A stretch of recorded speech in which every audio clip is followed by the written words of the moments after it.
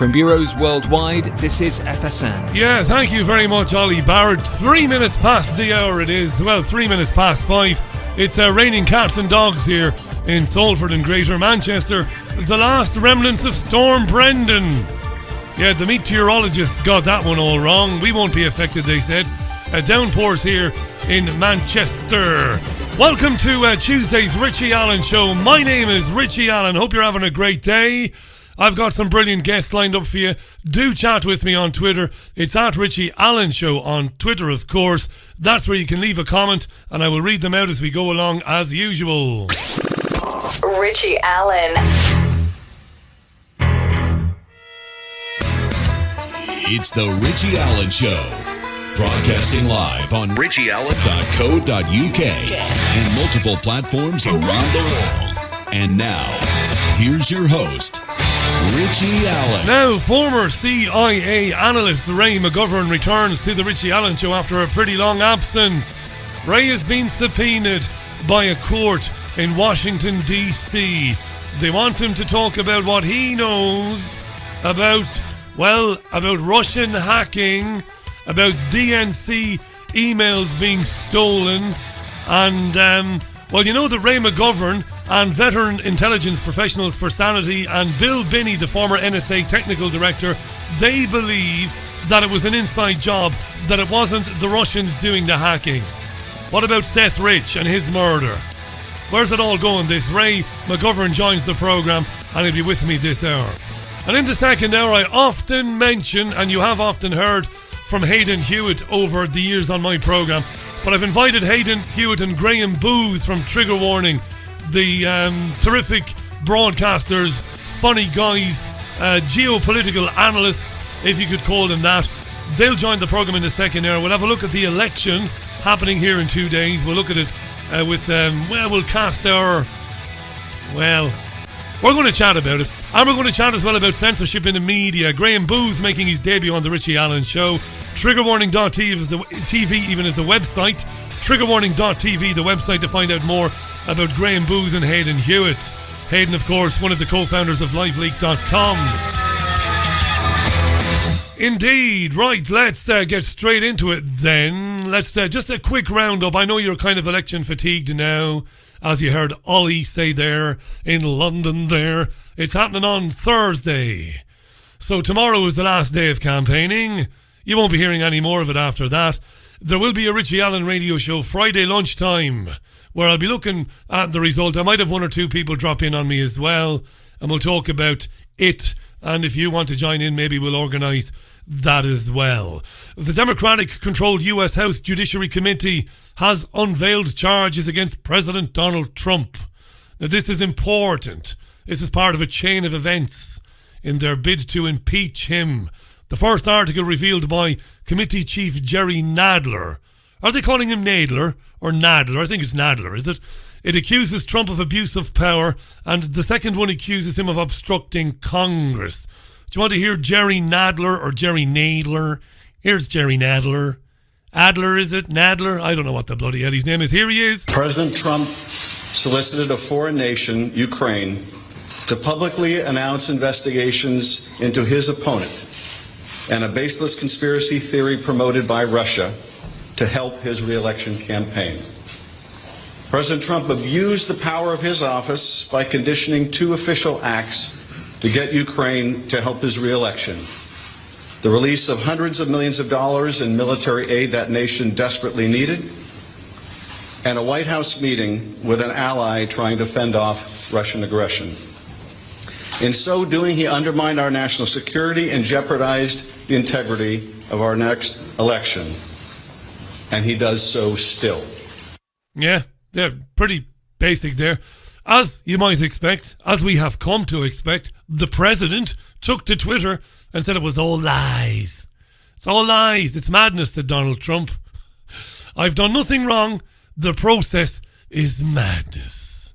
Unlikely, of course, this to get past the Republican-controlled Senate.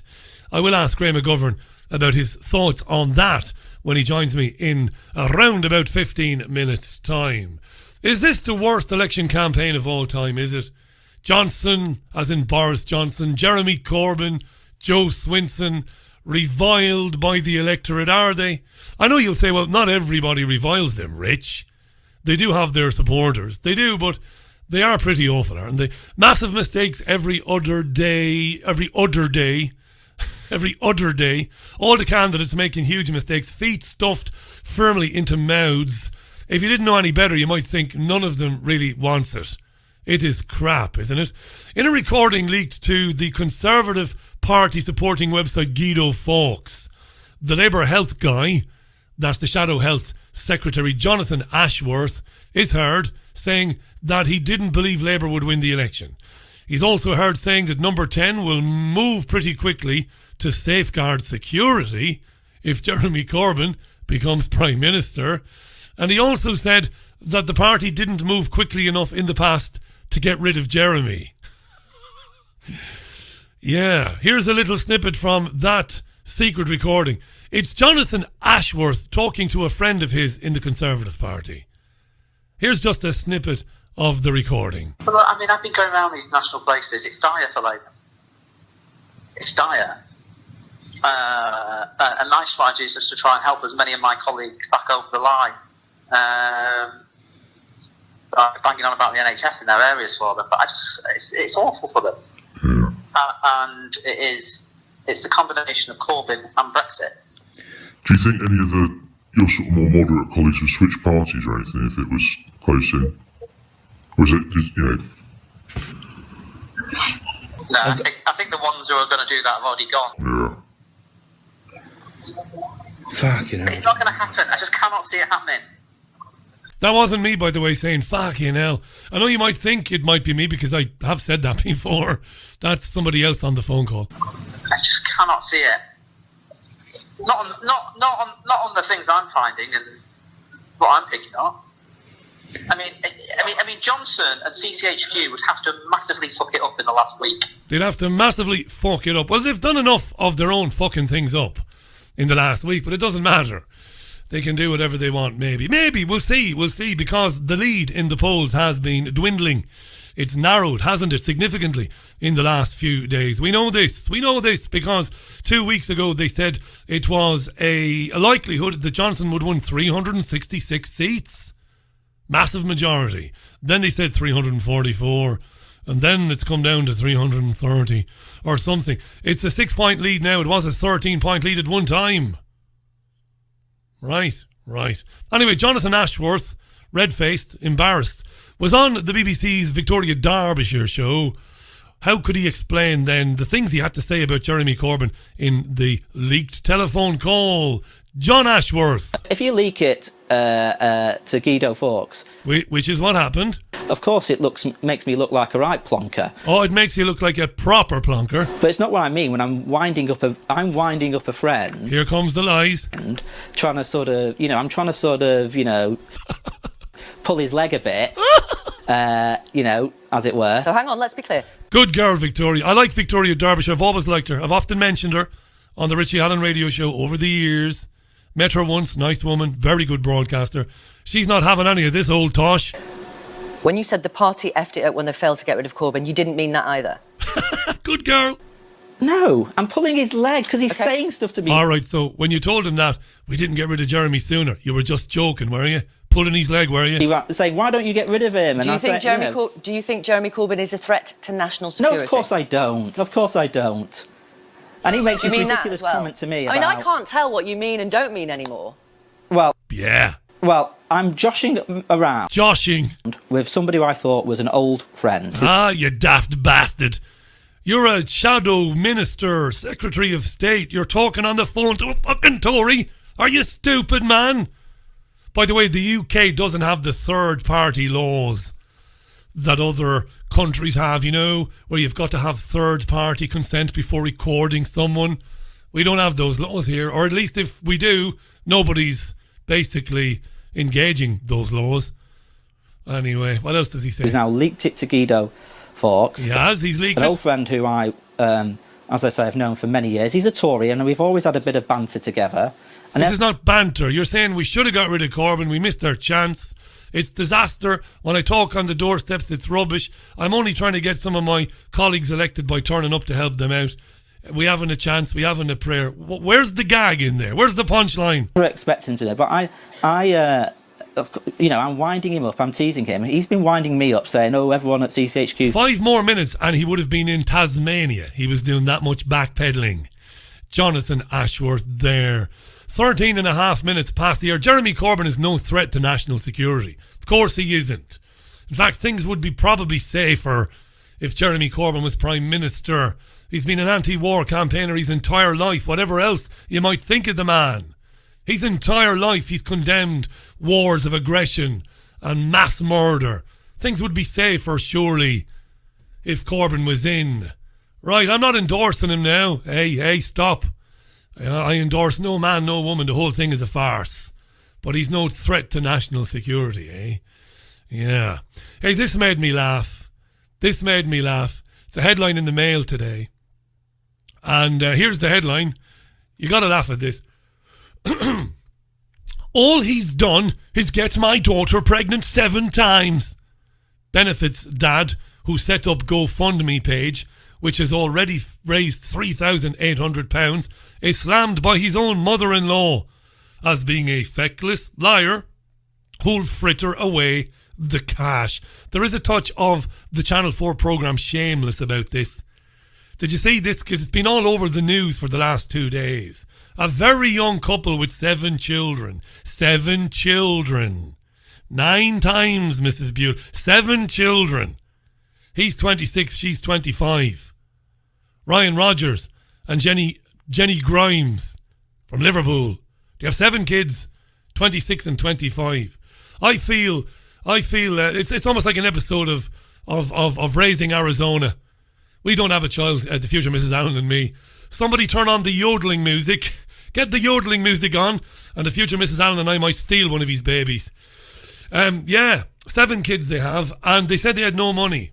We're struggling to feed our children, they said, and they put up a GoFundMe page, and they raised £3,800, and now her mother has come out and told the Mail that they're a bunch of liars. And that all he's done is get my daughter pregnant 7 times. It's not the sort of stuff that we normally cover on this programme, but it made me laugh. If I start to sing the Man United Christmas song about feeding the Scousers, how long do you think it'll be before it's safe for me to go back to Liverpool? How long will it be before I can travel up the motorway to Liverpool? I don't know.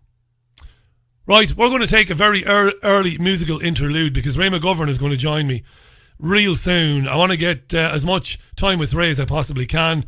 We're going to talk, of course, about his subpoena. We're going to talk about the DNC email hack. He says it wasn't the Russians. He made a very good case for that on this programme, well, a long time ago, as did Bill Binney, who was on this programme as well, talking about that. Why is he being subpoenaed? Let's talk about that. Let's talk about Jeremy Corbyn with Ray McGovern. And let's talk, of course, about Julian Assange, a very good friend of Ray McGovern's as well. This is Tuesday's Richie Allen Show. Later on, Graeme Booth and Hayden Hewitt, the trigger warning guys, very funny guys with a terrific programme. They'll join us as well, and I'm looking forward to it. Live right now on Fab Radio 2, triggerwarning.tv, lots of other places. Here's Roy Orbison. Yeah, Liverpudlian bass ninja not happy there. How you doing, pal? Less of that gammon, he says. It is the BBG, not the BBC. Remember, he says, don't be scousist. Just because Liverpool sit pretty at the top of the league. They do indeed. And it's only Leicester now. Leicester is where my hopes and dreams lie. Leicester and Brenton Rodgers. I'm just waiting for Ray to connect there on. He's just dived into Skype. Ray McGovern. Look at that, you know. If you can't trust a CIA analyst who briefed 5 presidents, who can you trust, be Jesus? I tell you, 21 minutes past the hour. Hi to David as well. Stanford. Hi to Joe Public. Good stuff. Few of my listeners triggered about the presence of the trigger warning boys. Good stuff, I like that. Faisal says Corbyn is the only reason anybody I know is voting Labour, so that is another upside down thing from media pundits in this election, talking as if he were Labour's liability. Yes, indeed. Let's welcome my first guest to the programme. He's been coming on my radio shows for many years now. He really has. He's a man who's worn and wears, not just has worn, but wears many, many hats. He's a human rights activist. He's a terrific writer. He's a peace activist. He's been a decorated CIA analyst for many, many, many years. And as you've often heard on this programme, he's also briefed 5 presidents. He's a very distinguished man indeed. And I heard the other day, I was thinking, anyway, it was kind of about time that we got him back on our radio programme. But I saw a video of him talking about Julian Assange, something we will talk about today, where he talked about, where Ray talked about a recent subpoena served to him in Washington about the DNC email hack, and his assertion and Bill Binney's assertion that it was an inside job and not the work of Russian intelligence. I'm fascinated by that. I'm fascinated, if not horrified, by what's happening to Julian Assange. We'll talk about that as well. And I definitely would love to get his take on what's happening with the impeachment of Donald Trump. Let's welcome back to the programme an old friend of ours, Ray McGovern. Ray, thanks so much for coming back today. How are you? You're most welcome, Richie. I'm fine. How are you? I'm great, sir. It's been about 9 or 10 months since we last spoke, and I missed you. I was thinking of you, actually. I went looking for you. I do stay in touch with the website raymcgovern.com, I do, and Consortium News. I thought it's about time we get Ray on, and then I saw the news of the subpoena. Now, this is huge news, by the way. Massive news. Just let me just remind very briefly before I get out of your way. Ray has been on this programme several times, and he introduced me, Ray did, to Bill Binney, another distinguished man who's come on this programme and made an absolutely compelling case that the theft of the emails wasn't done by Russian agents and was in fact an inside job. A compelling case you made for that, Ray. So the subpoena from a court, in a district court, I think in Washington, is fascinating. And I understand it's the very first time in your life and in your career that you've been subpoenaed. Is that right? Yes, I've been unceremoniously thrown into jail and prison and things like that. I've never had the privilege of having a subpoena before. Wow, Ray. What's it about? Why do they want to talk to you about this? Well, it's a kind of a picayune sort of thing, Richie. It comes from Seth Rich's brother, a fellow named Aaron. Now, you ask, well, why? The answer is that he's suing everybody and his brother and sister, I think to intimidate people from mentioning Seth, because he and Seth are alleged to have been in contact with Julian Assange. And there are people who say that, they gave they downloaded it onto a thumb drive, as Bill Binney would prove. And then they decided, well, they give that to Julian Assange, but they'd like some money for that. You know, I mean, like, hello, nothing's free in this world. Yeah. So I think that, this is all speculation on my part, but they're going crazy. I don't know where they get the money, maybe from the Democratic National Committee. But they got all kinds of money. They're suing everybody and his brother, and not to appear down in the law office on the 23rd of December to show them what I have written about a leak rather than a hack from the Democratic National Committee. Well, hello, it's all out there. I don't hide anything or write anything in secret. So it's, I guess, kind of a warning that we have you in our sights, and if you say something untoward about me or my brother, I'm going to sue you. And you know how it is in this country. You can sue anybody, and people do. So it's not a big deal, but it is sort of intimidating that writing something that you have good sources for, or Kim.com is one of the sources of these. So is Cy Hirsch. And, there is the unresolved murder of Seth Rich. He worked at the Democratic National Committee. He was said to have been a very strong supporter of Bernie Sanders. And then when Bernie got cheated out of the nomination, and that's exactly what happened. And when the emails that were leaked to WikiLeaks showed that chapter and verse, well, it was just about that same time frame where Seth Rich was killed, 3:00 in the morning on a Washington, D.C. street. Now, another curious thing is that the person who succeeded Wasserman Schultz as the head of the DNC, I'll remember her name in a second, but she dedicated a book to Seth Rich. A book. The other thing is that the DC police were never allowed to investigate what really happened. It was said to have been a robbery, but curiously enough, they didn't take anything from Seth. They didn't take his watch or his wallet. So the whole thing is a big, big no-no to speculate about, because if you speculate that anyone, as we know actually happened, anyone with physical access to the DNC computers or server, that they gave those things to WikiLeaks, well, that destroys the whole canard about Russia. About Russia. Yeah. I think the lady you're referring to, I could be wrong, I often am, might be Seema Nanda, it might be, the head of the DNC now. It could be, I might be wrong, Seema Nanda. That's coming to me, that name.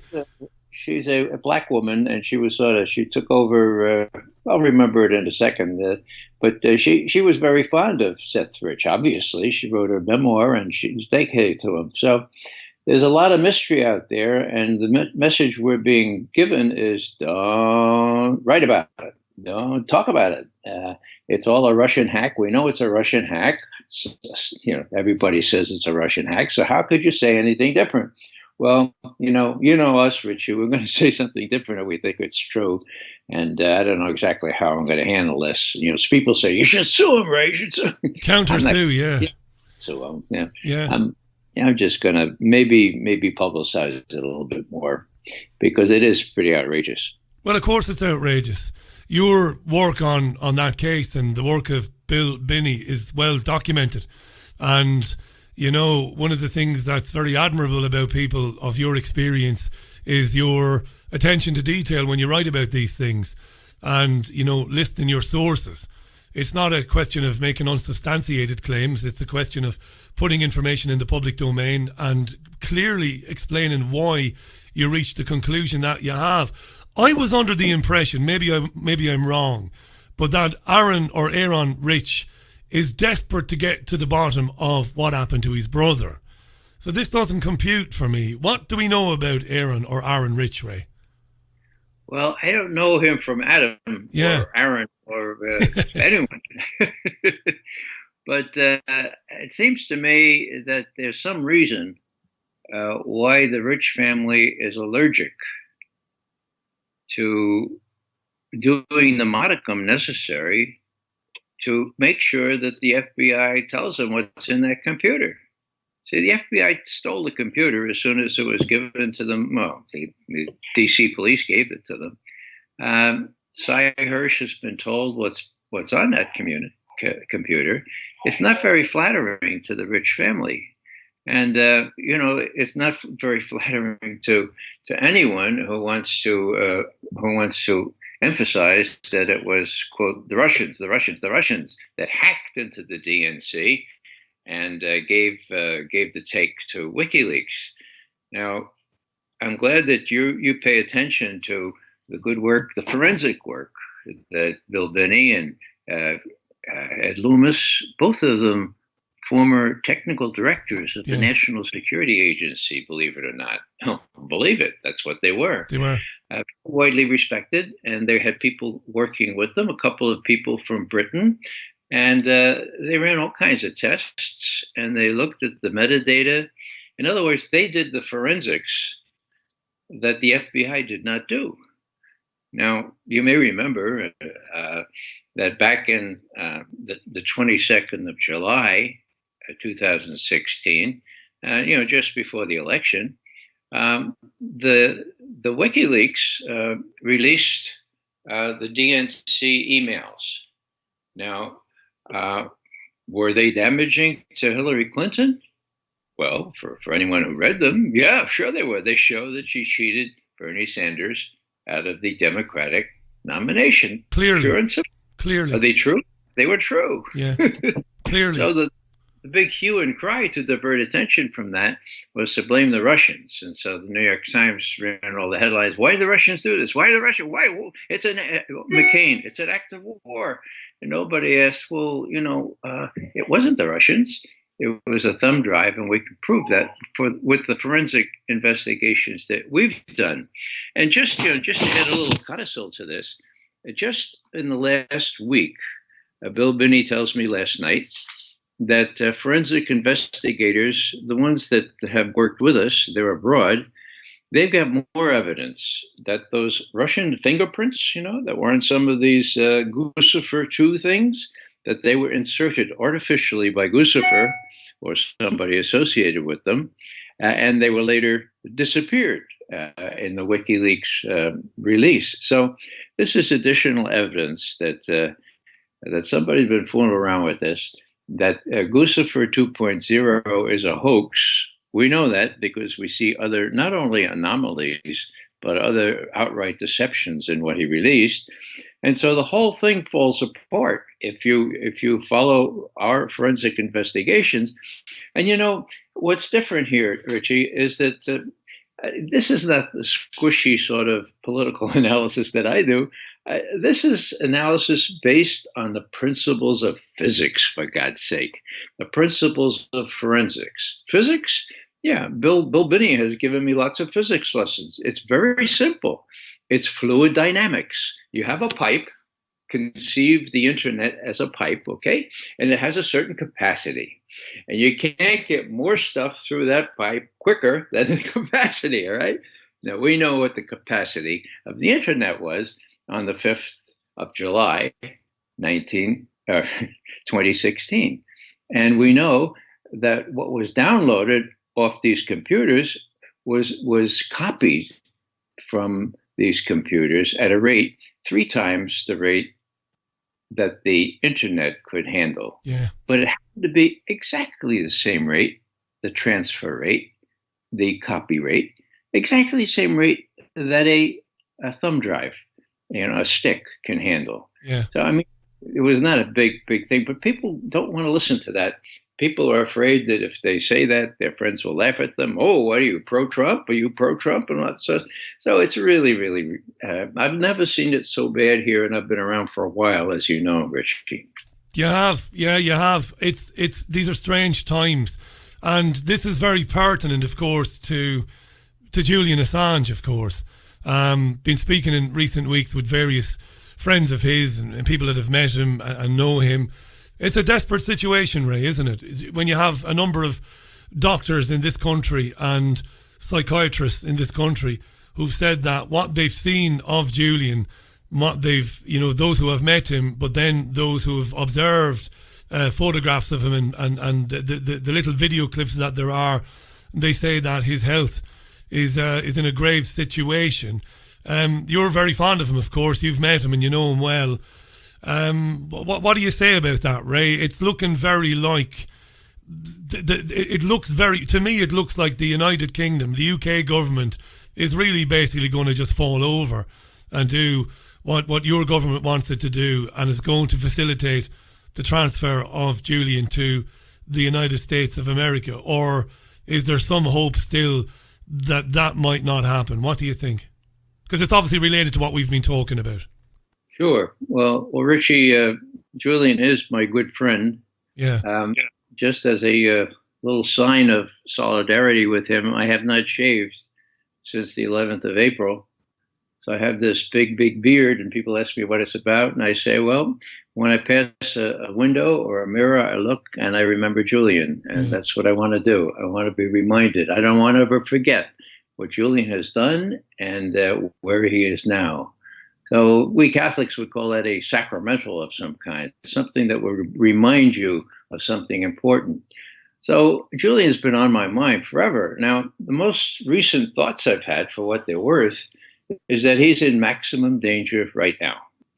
Now, I know that months ago, no one gave Labour half a chance to win the election. Yeah. What are the odds now, Richie? What are they saying today? Well, about 10 or 12 days ago, it looked like Johnson had an unassailable lead. He was projected to win 366 seats, a huge majority. So you could say 13, 14 points ahead. It's come down to about 6 in the last few days. Yeah, it's really up for grabs, Bray, because they don't understand what the younger vote's going to do. They can't project that, you see. So there is still a possibility of a hung parliament. I wouldn't give Jeremy Corbyn a snowball's chance in hell of winning a majority, but he could win enough seats that would put him in a position maybe to form a coalition government. But I would say it's too close to call, Ray. Well, the reason I ask, of course, is that Jeremy is pretty much the only hope that Julian has. It seemed months ago as though Jeremy had no chance at all for any share of power. Now it looks like, I guess, that he might gain a share of the power. And what would that do? What would it do to the U.S. and the jailers and the people who are torturing? And I use that word advisedly, torturing my friend Julian. What would it do? Well, I worry that the next 2 days are the maximum days of danger, because if it looks like Jeremy's going to win, they're going to kill him. They're going to kill him one way or another. Jesus, that's strong stuff, Ray. That's strong stuff. That I know you wouldn't say that lightly. You've never been one to exaggerate or to be over the top. You really believe that if there's any establishment feeling that Corbyn might be able to form a government, you really believe that it's curtains for Julian? Sure, the U.S. Embassy would just go to Whitehall or wherever and say, look, it's time to end his misery, put him out of his misery. Now, I don't say that lightly, but I've had this incredible transformation. I grew up respecting British law. I grew up remembering the Magna Carta. Yeah. We learned all about that. Now, that was 1215, if memory serves, 802 years ago. Now, we used to think, well, wasn't that great that King John, that despot, that oligarch, he was faced down by the English people. Well, it wasn't the English people. It was the English nobles, okay? And so I find myself asking today, where the hell are the English nobles today? Is there no nobility left in the British system of jurisprudence? Apparently not. And Craig Murray, my good friend, the former ambassador to Uzbekistan from the UK, and John Pilger, another good friend, have seen Julian recently and are shocked at how emaciated and how cognitively disabled, at least for the nonce, he seems to be. So, I ask again, where are the British nobles? Where are the people who care about the rule of law in Britain? Where's the journalists, Ray? You've been reading the UK press for your entire life. I do believe in my heart and soul that there was a time when the broadsheet press in this country, even the right-wing broadsheet press, would have been screaming bloody murder day in and day out, that Julian Assange has no business in a UK prison. But they are nowhere to be seen, the journalists. Nowhere. Yeah. That's the real scandal. Freedom of the press. Well, your Edmund Burke got up in Parliament and said, I'm very proud of being part of these three estates. There were two houses of Commons at the time, end of the 18th century. He says, but there's one estate that's more important than all of us three here, and that's just the estate up there. He pointed to the balcony. He said, those gentlemen from the press, those are the ones that keep our democracy because they keep us honest. The fourth estate. Okay, where is the fourth estate? Well, there's a fifth estate in the internet, and we're just sort of getting started. But I think we really have to do better than we've done so far.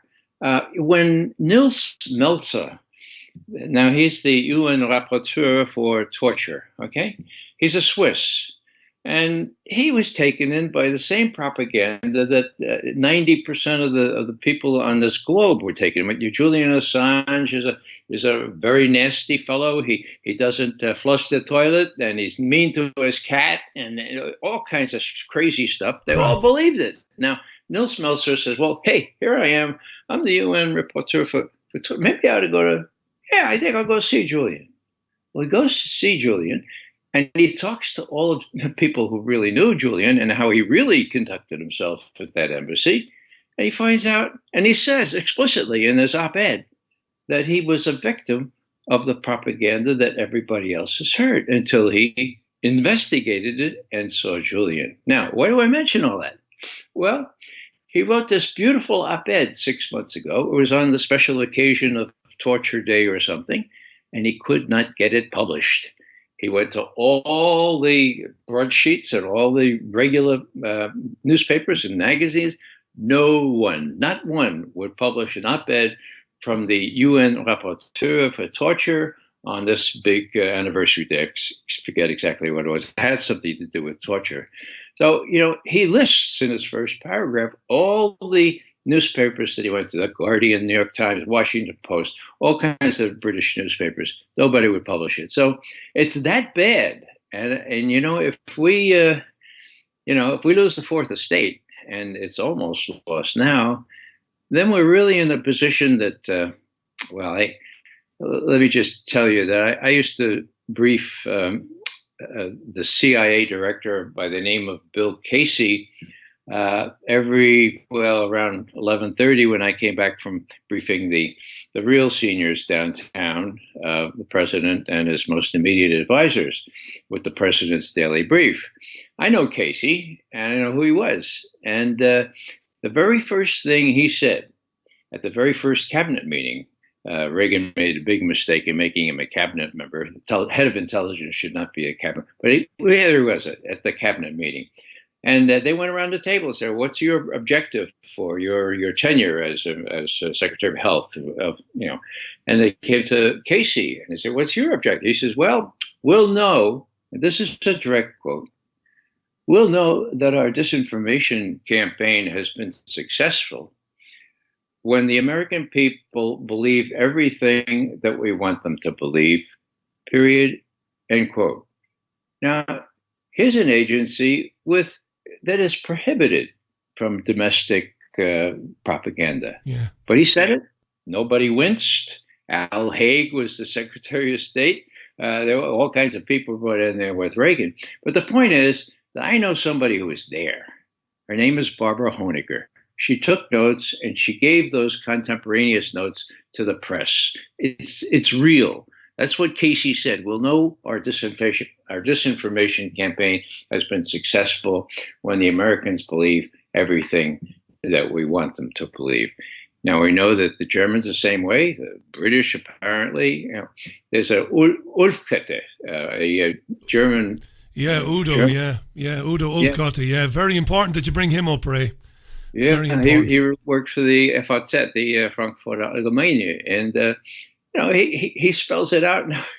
Curiously enough, no one would translate that into English. It was almost as though, if you translate that into English, you're going to be sued by Seth Rich's brother. It's really, so we've reached quite a pass. The good news, of course, is that there's us. And if you look around, you see so many people being active, and I mean this in support of Julian Assange as well, that I think this may be the wake-up call that we need. And I hope it is, because wait much longer, it's going to be too late. It's going to be too late. Ray McGovern is our guest. Consortiumnews.com. Ray will have an article up there real soon relating to the FBI and the DNC emails. Interested in reading it and what you were saying about Lindsey Graham.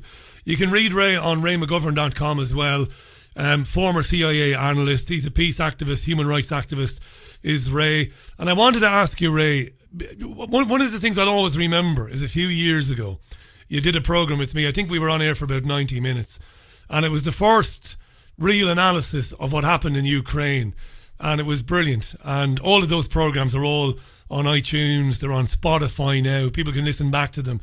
And it was, I'm not just kissing your backside, Ray. It was amazing analysis of the Victoria Nuland orchestrated coup in Ukraine. It was brilliant stuff, and it was cutting edge at the time, and it was very important for this programme. And here we are today, we're hearing about, some sort of accord between Russia and Ukraine, some sort of ceasefire. But of course we have the impeachment proceedings against President Donald Trump. What are your thoughts on the impeachment? For our listeners who don't know, I suppose to briefly sum it up, it's a claim was made that in a phone call with the Ukrainian President, Donald Trump appeared to induce him to provide information, compromising information against Joe Biden, and that in return for that, aid that was promised to the Ukraine would be released. Trump denies it, says it's all madness, but it's gathering pace. It is, of course, related to everything we've been talking about today. How are you reading it, Ray, this whole impeachment thing? Well, the two articles of impeachment have now been formulated and just published, and they'll be voting on them probably this week. The smart money says that Trump will be impeached before Christmas, and he should be, for God's sake. I hold no brief for Trump. My problem is that they should brief him for real reasons, like the fact that my 9 grandchildren won't have clean air to breathe or clean water to drink when they get to be my age. That's a real cause for impeachment, leaving the Paris Accord, or that he's condoned these wars with Saudi Arabia and elsewhere. He's violated the Constitution. He's taken gifts and emoluments and so on. There are about 9 reasons they should impeach the guy. Why they picked this one? Well, it's very simple. The whistleblower, so to speak, who appears out of nowhere and says, hey, this telephone call where Trump threatened to withhold military aid to Ukraine unless the Ukrainians pursued dirt against Joe Biden and his son. Richie, it's beyond my comprehension. I don't know what Trump wants more dirt on Joe Biden. There's so much dirt. There's enough out there anyway. Yeah, but you know what? Can I make an argument in favour of Trump? I suppose it's my job to do that. I don't have any truck with Trump either. But there are no good actors here, are there, Ray? Adam Schiff's performance is absolutely abysmal. Mischaracterising the phone call. Even if I agree with you, and asking the president of another country to look into one of your political opponents, it's not good. In a fair world, it should bring down any politician. But none of these people on the other side of this, none of them are covering themselves in glory. None of them are anything other than dark actors. Schiff has got more skeletons in his closet maybe than Trump does. And maybe there's some truth to that. And maybe Trump's saying, well, look, it's election season. Why wouldn't you ask somebody, for any information that they might have? Maybe it's not as bad as his opponents make it out to be. You said yourself there are a million other things they could do him for.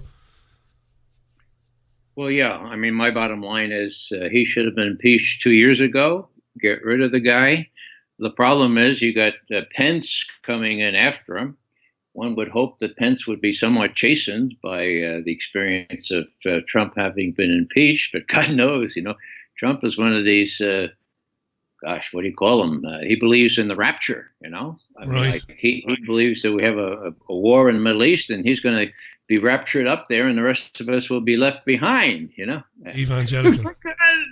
Yeah. And the Secretary of State, what's his name? Mike Pompeo. The CIA he man, believes too.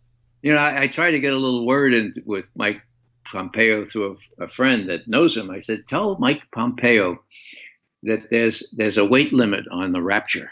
Okay. So maybe he'll realize he have to stay around for a little while longer and not cause a war right away. That's sort of a crazy joke, but these guys are crazy. And so what are you left with? Well, you're left with a fractured society, which, if this plays out as I think it will be even more divided going into the election next year than it is now, and that's saying something, because I think 63 million people voted for Trump. Now it looks to them as though you're trying to get rid of the person they voted for. Again, I think Trump is the worst president we ever had. But if you're going to impeach him, why don't you do it in an honest way? And the reason they can't do that is because the Democrats are just as deep into what I call the Mickey mat. Yeah. The military, industrial, congressional, intelligence, media, academia, think tank complex. Mickey mat. And a number of our listeners are tweeting, and they'll be glad that you said that, because a number of them have said on Twitter right now, as we're live, they've said, but it's difficult for the Dems to go after Trump for things that they are basically guilty of themselves presently and historically. And that's a very good point, and you've made that point there. Can I ask you, just to go back to Jeremy Corbyn, I would, of course, historically been an admirer of Jeremy Corbyn in the stance that he's taken, the anti-war stance and the human rights stance that he's taken throughout his career as a backbencher in Westminster. I'm really worried, Ray. You've got me worried in terms of what you said about Julian Assange and what might happen to him if it looks like Jeremy gets in. I'm worried that Corbyn has missed a big opportunity in the last 3 years. He's been the Labour Party leader for 3 years or thereabouts. And there was great joy, Ray, expressed in this country by people in working class community. I'm a working class lad, and I'm living in Salford now in Greater Manchester, which is a real working class, kind of former industrial heartland. Full of really good people. A lot of old Irish people here as well, or second generation, third generation Irish. And when he got in, they were delighted, Ray, because it's people like us that want justice in the Middle East, justice for Palestine. It's people like us, and I include you, that want to stop the Saudis trying to waste, destroy Yemen and kill hundreds of thousands of people. And Corbyn was a great advocate for these causes. But Ray, he's been very quiet on these things in the 3 years he's been the leader. And I think worse still, and I must point out his brother is a regular guest on this programme, Piers, the physicist. And I've said this to Piers, worse still, the spurious claims of anti-Semitism made against Jeremy Corbyn. He hasn't exactly rolled his sleeves up and fought them off, Ray. He's been very kind of acquiescent, if I can use, if there is such a word, to all of this. And my big concern is if Boris Johnson wins a majority or a small majority on Thursday, it will likely be the end of Jeremy Corbyn. And I might think to myself, Jesus, what a wasted opportunity in 3 years. He had plenty of time to go to bat for some of the things he used to go to bat for. And I don't think he's done it, Ray. What do you think? Well, it's hard for me to judge on this side of the pond, but, I think we need to be open for miracles. So we need to be open for changes of heart. Who knows what will happen on Thursday? And I, too, am an admirer of Corbyn. I, too, are a little bit disenchanted at his quiet nature over the last couple of years. Yeah. But give a share of the power. I mean, certainly better than the alternatives, as I look at it. And I think if he does make it and Julian stays alive for as long as is necessary for him for Jeremy to do the right thing, then that's the big hope that I harbor in my heart here, because otherwise they're going to give him up to the United States, and the U.S. will put him away forever without a fair trial. So and the whole profession of journalism and authorship will suffer. So a lot of things are at stake here. Julian is a really courageous guy. And when you have people like John Pilger going to visit him and saying, look, Julian, they're not going to do it to you. You're strong enough. You're gonna come through this okay. Well, that gives me hope that he will come through it okay. But the odds, of course, are against him right now. Well, we'll keep our fingers crossed for him. And I don't say that glibly. I mean that. And so does my audience.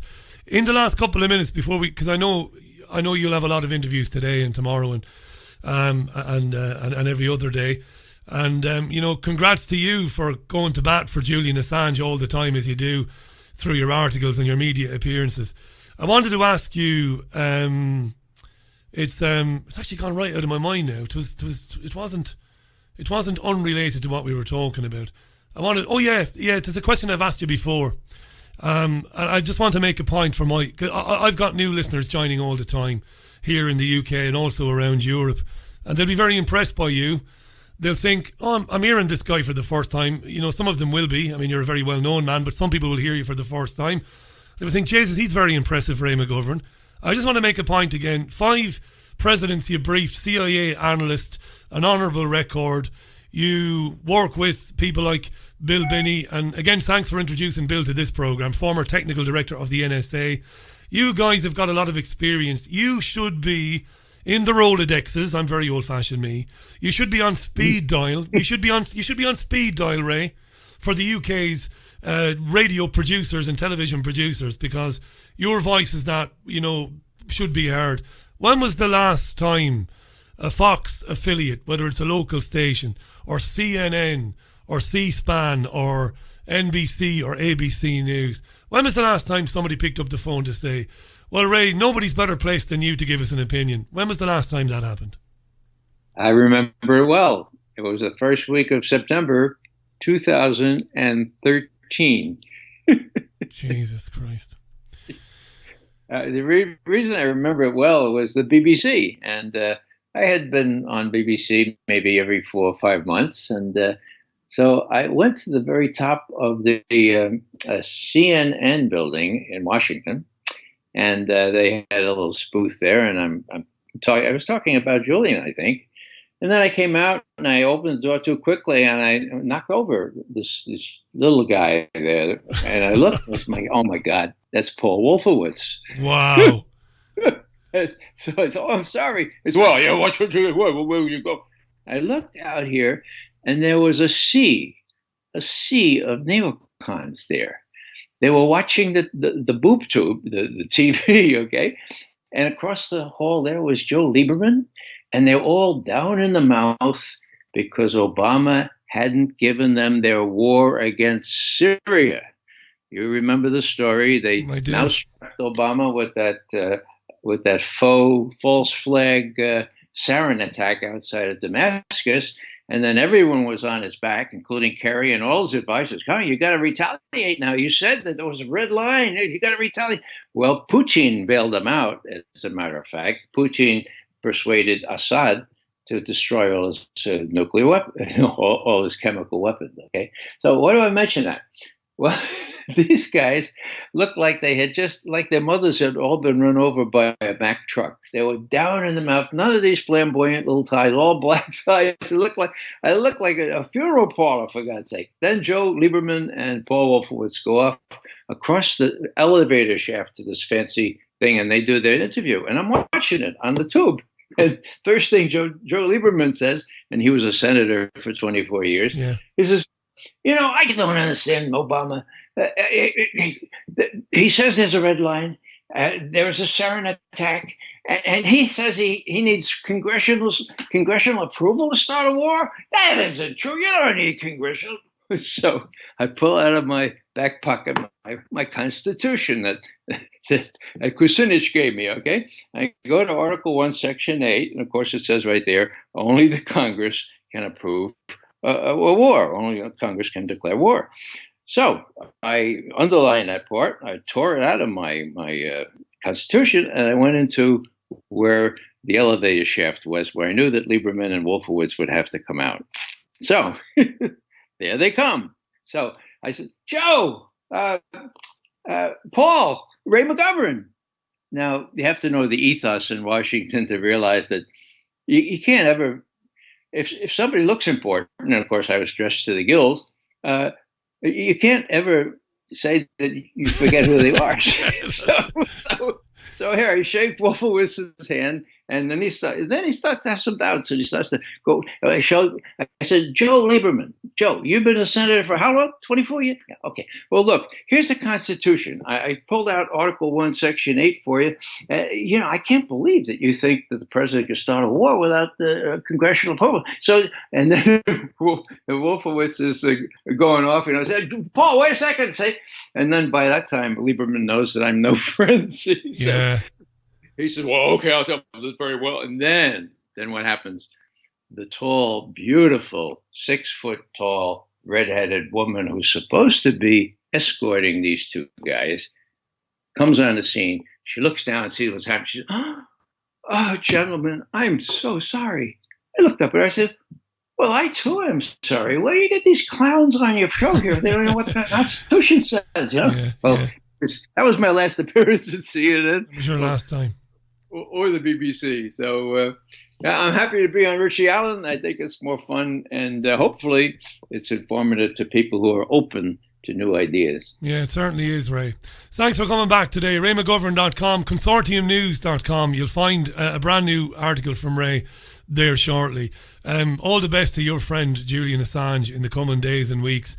Thanks for doing what you do, and I look forward to speaking to you again in the new year. And sincere best of the season. Merry Christmas to you and yours, Ray, and thanks again for everything you do, my friend.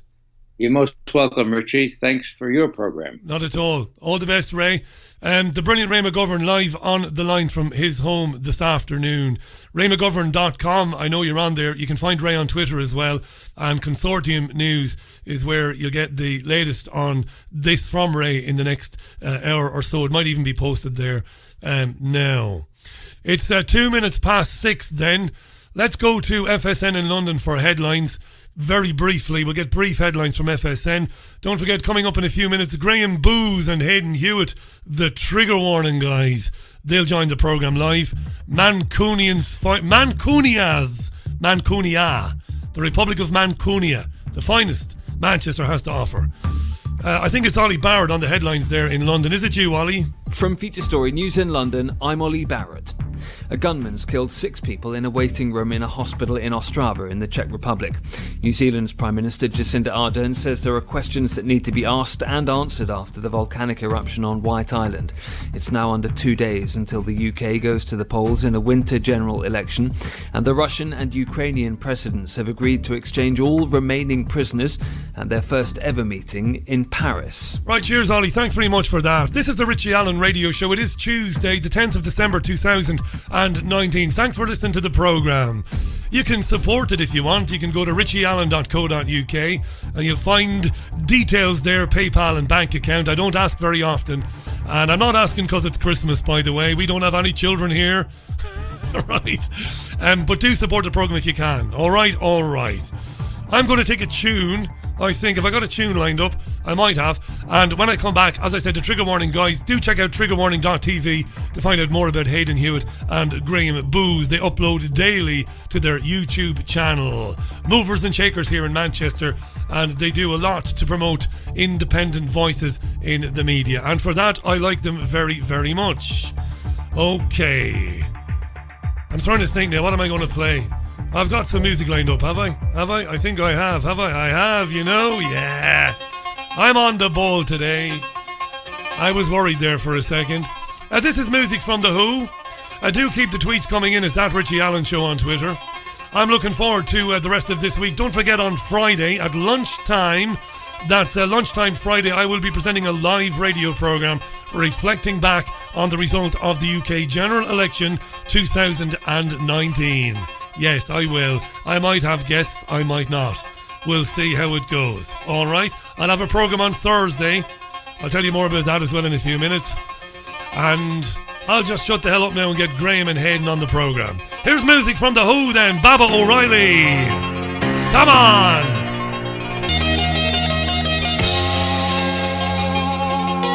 Right, music from The Who on the Richie Allen Show. I think The Who have been in Manchester recently, or they're here again next year, I can't remember.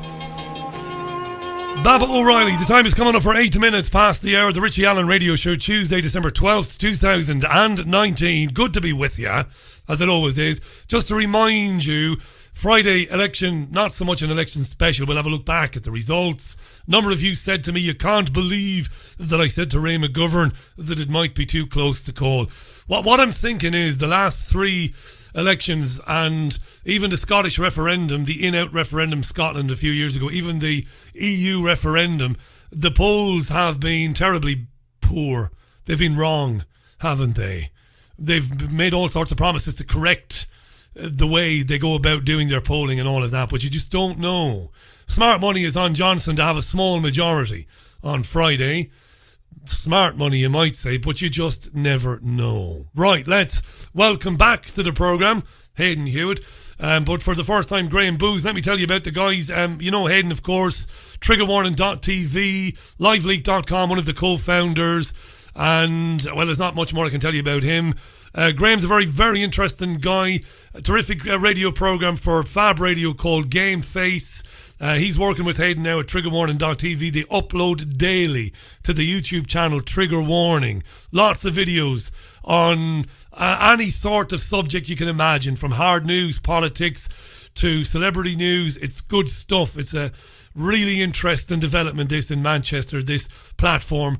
And like I said before, they do a lot to promote free speech and kind of anti-censorship on the platform triggerwarning.tv. Well, let's just welcome him to the programme. Welcome back, Hayden. And Graeme Booth, welcome to the Richie Allen Radio Show. How you doing? Good evening, Richie. You good, mate? Really good, Graeme. Thanks for joining us, pal. Good to have you on. Hayden, how you doing? I'm doing all right, Richie. How are you, fella? I'm not too shabby. Let's get straight into it. You've been talking a lot about the election then. We'll go to Graeme first. Go on then. Go on. Smart money is on a Conservative majority. You get a lot of stick for some of the things you do on Trigger Warning. You seem, or at least some of the people I follow on Twitter, they seem to think that you favour a Conservative Party victory on Thursday. But I don't believe that for a minute. I think you're more like me, you don't care. How are you reading it? What it is they mistake me moaning about Labour as me supporting the Tories. And right. That's two very different things. I can understand that a lot of people go very binary on this. But no, I just hate Labour because I hate what they've become. So I find myself talking about them more than anything. The Conservative Party are the same corrupt scumbags they've always been. There's no change there. But I feel like the Labour Party is because I believed in them for a long time. So I go on about them quite a bit. But no, I'm not good for either of them really though. But I'm not the same as you, Richie. You're like oh I don't care, but I love it, me. I love it. Because here's the argument, right? You're saying it doesn't matter, and I agree with you, it doesn't. But it doesn't matter in the same way that football doesn't matter. It doesn't matter who wins, but you can still enjoy the game, and I very much do so. You know, it gives us hours of pleasure. And I mean, a lot of what I do is based around it, so there is a little bit of hypocrisy inherent in that. Just before Hayden comes in, you acknowledge that it doesn't really matter. What do you think is likely to happen? Is it too close to call? It was 13, 14 points. It's now down to 6. 2 days left. Has Corbyn blown his chance maybe with the John Ashworth leak? I don't know, because a lot of this stuff that Corbyn's throwing around, the same with Boris, a lot of it's fake, isn't it? That 411-page document that he was waving around, people they're like seals, aren't they, clapping for it, going, oh, yeah, and he's lying just as much as Boris and all that. But I do think you're probably right, it'll be a minority Boris government. Heaven help us if it's anything but, to be honest. The chaos of a hung parliament, I really don't need that in my life right now. No. Hayden, Ray McGovern was a very distinguished former CIA analyst and is not prone to making very big statements, you know, anything that you might call fear porn. He reckons Julian Assange is in trouble if there's any chance that Jeremy Corbyn might get in. He said that to me about 20 minutes ago. He said if the establishment thinks Corbyn might get in, and Corbyn would be more likely sympathetic to Julian Assange. Ray said, I'd fear for Julian Assange's life. What do you think? I would assume Julian Assange is fairly well screwed regardless who gets in at this election. If America want him, they're going to have him. And that's just an end of it. Who's going to stand in the way? Boris Johnson? Jeremy Corbyn? No. As if they make any decisions anyway. No.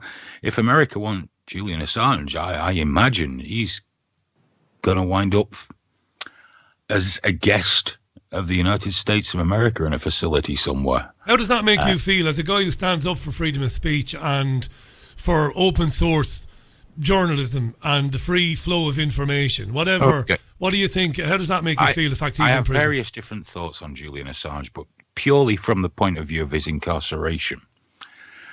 If he's broken a law, we need it clearly stated which law he's broken, not just this vague. People are screaming treason. He's not a citizen of the United States of America. Yeah. He can't commit treason against them. We need to know what the charge is. And, you know, if he is found guilty in a court of law, then he's going to do whatever comes his way. I can't help thinking they've been the architect of their own downfall with some of the releases, but this is how it's going to happen. This is what happens. You stick your head above the parapet, you've got to take whatever comes your way. And if you stick it up and do a moonwalk along the top of the parapet, they're going to come for you and they're going to have you. By the way, just on when you were talking about the elections, by the way, you might have all these people fooled. All right, all these listeners. Graeme is a nailed-on Tory voter. Oh, nailed on fuck Tory. you. 100%. And Richie votes Lib Dems. Yeah, Don't be fooled, anybody. The Lib Dems, Don't yeah. be fooled. Monster raving loony, Graeme. Say no, right. The one party this year, that I had any interest in was Tories. UKIP for about 2 weeks, because they were the only party that, in living memory for me, that were actually discussing free speech as a legal requirement, as a protection, and then they just collapsed under the weight of their own egos, didn't they? On their 1% bloody polling. So yeah, UKIP got my interest for just a moment, and then Back to the Tories. Oh, piss off! Sorry, excuse my language. Back Sorry, to the Tories. I don't. Yeah. Right. Just because I accept the Tories are going to win, that's not the same thing as supporting the Tories. Yeah. I want to before you come back for a lengthy rant, Graeme, and I'm expecting one. Before you come back, as Hayden is the co-founder of LiveLeak, which often gets praised around the independent media for good reasons, because without it, we wouldn't know a lot about. We wouldn't know as much as we do about the politics in places like Syria and in Afghanistan and other places like that. LiveLeak is hugely important. That's why I asked you, how do you feel about Assange? Because all Assange has done really is taken information given to him by others that was really important for people to know about, put it in the public domain. And I would say, listen, I'm not going to lessen, the seriousness of charges of sexual impropriety, if I can say it, because I wouldn't do that. And it's not because I'm trying to virtue signal to any women. It's serious. But those charges look to me like they were trumped up. They were wonderfully timed, if you remember when we first heard about them. I'm not sure they're true. I would have thought, Hayden, and I'm not trying to wind you up, that you'd have been a more vociferous supporter of Assange based on what LiveLeak has been doing for years. Is he gone, Hayden? Has he just said, I'm fucking sick of this, I'm gone? Or is he still here? Yeah. I was just letting you guys finish because some of us are professionals. Well, no, I want to ask you that before I Graeme also has a good left rant. my mic muted. Oh, did you? All right, okay. So, okay. Julian Assange, what would I have done differently? I wouldn't have gone into editorialising, first one. That paints a massive target on you. Second one, if I was going to release some of that stuff, I would have redacted the names of the active agents in the field. Right. I don't give a shit what your reason is. You're going to get people killed. You're going to get people killed by doing that. And that makes you a player. That's not what anybody should be. Release the information. Is anyone going to tell me that the information would have been any less value without names and locations of active field agents in there? Yeah. Yeah. If I could jump in, this is my problem. I completely agree with you there, Hayden. I think he was far too reckless in the way he put the information out to the world. But do you think his treatment would have been any different in the sort of years that passed if he had been more careful? No, I think he'd just have had a leg to stand on. Yeah. Slightly more support, maybe. Yeah, that's the trick. If you've got to balance on one leg, try not kicking it. I don't know what to say about it. They did all that stuff like collateral murder when they went into editorializing, and that never sat well with me. It never has, because you can be one or the other. You can be a transparent source of information or a platform, or you can be a publisher. When you've got a toe in both waters, I find that very uncomfortable. Now, I don't make the rules. Do whatever you like, but I'm not keen on that. Choose one. It's a legitimate criticism that. I had a hostile interview with his right-hand man, Kristen Hrafsson, back in 2014 in London. Very hostile, because I put those very points to him. And I also put the point to him that Julian got very fond of himself. You know, the haircut and the long leather jacket and the makeup artist as well. But that doesn't, for me, detract from what he was doing. And how dare the United States of America try and get him there so that they can lock him up for 15 or 20 years just because he embarrassed them, you know? Oh, it'll be much longer than that. Much longer than that, yeah. He's never coming out. No. If indeed he is extradited there, and it's looking all the more likely as time goes on that he will be. Of course, our government will hand him over like sweeties at Halloween. Yeah. You made me laugh today, Graeme. I should have given you a mention earlier on, actually, covering that story. It's the sort of story I covered on commercial radio years ago with great glee.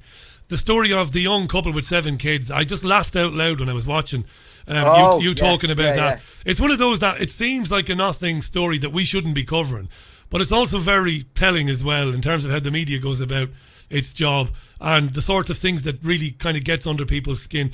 Do you want to talk about it? It's these young kids, 26 and 27 or 25 and 26. They've got 7 kids. 20. Yeah, and they decided on a waiter's salary to have 7 children.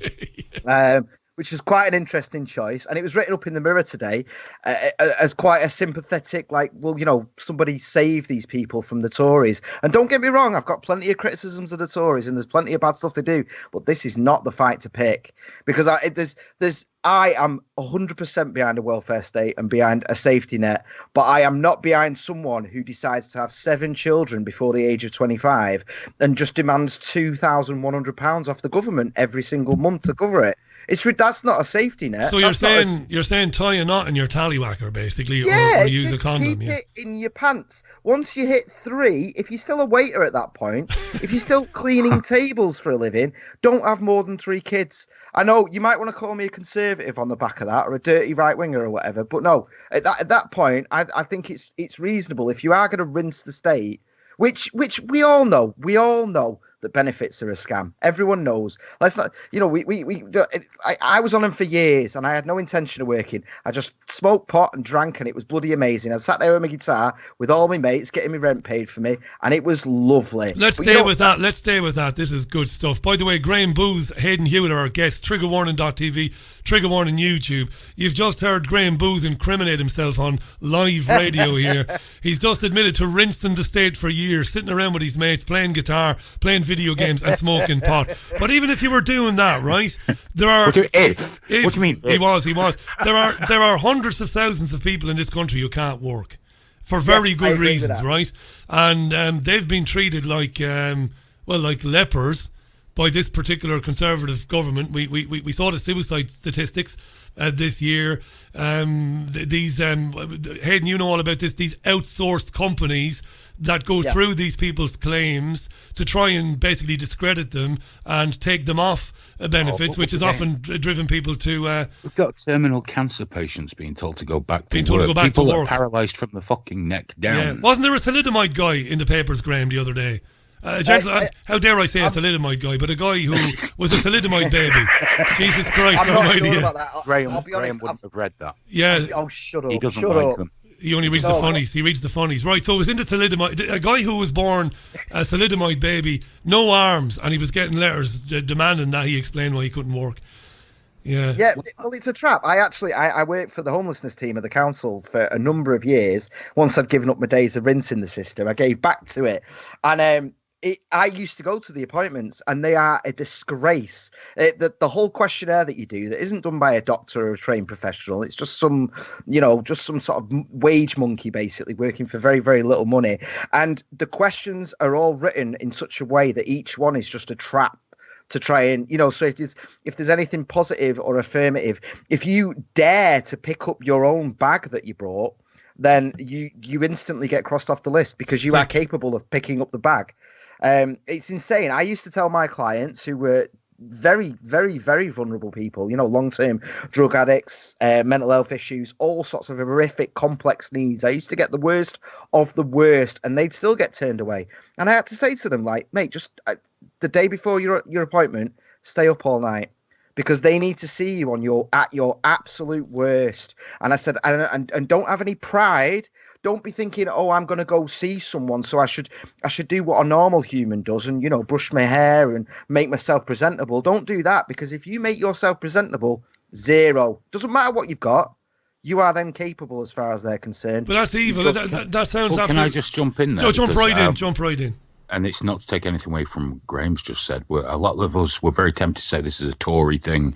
Austerity's killed 130,000 people. This is Tories. Not quite as serious. But when I was in my 20s, I was very poorly for a while. And I went for an interview with the benefit. I was on benefits for, I think, about 7 or 8 months. Couldn't work. And they asked me about my interest and all that. Because I said I'd started reading again, they went, great, you can go back to work.